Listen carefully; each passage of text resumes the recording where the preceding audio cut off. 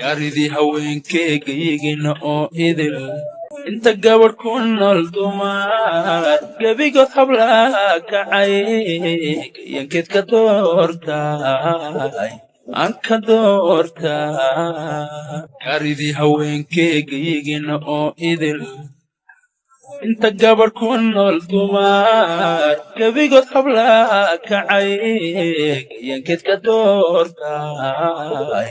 aan ka doortay godiya abees bay iga sisay garabo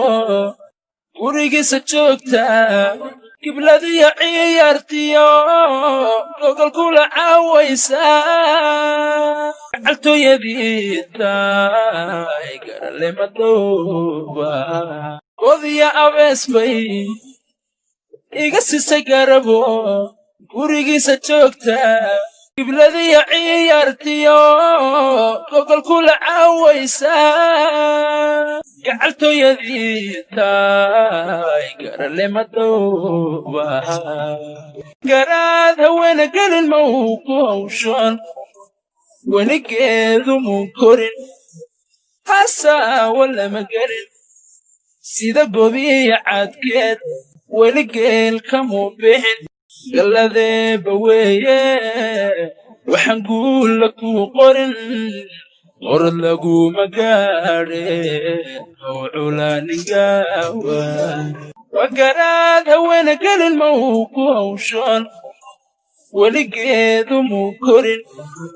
hasaawa lama gelin sida gobiya cadkeed weligeel kamuu bixin galladeeba weeye waxaan guulla kuu qorin qorad laguma gaadheen ow culaaningawa gaaridii naftayday magam oo habeenkii gocashana maadaaye hadduu calafalka galahay aanu goyn xidhiidhkii gaaridii naftayday magam oo habeenkii gocashana maadaaye hadduu calafalka galahay aanu goyn xidhiidhkii kuku hadin maaye ducan kugu galbine kenyadan jeclaaye marbuggasiliica gagi maran istaaga kala u gurfayn karin mulo afaysta kuku hadin maaye ducan kugu galbine kenyadan jeclaaye marbuggasiliica gagi maran istaaga kala u gurfayn karin mulo afaysta garaad haweena gelin ma uu ku hawshoon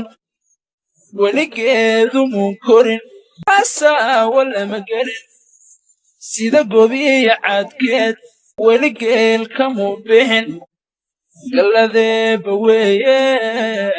waxaan guulla kuu qorin qorad laguma gaadheen ow culaaningawa waa garaad haweena gelin ma uu ku hawshoon weligeedu muu korin hasaawa lama gelin sida gobiya cadkeed weligeel kamuu bixin galladeeba weeye waxaan guulla kuu qorin qorad laguma gaadheen ow culaaningawa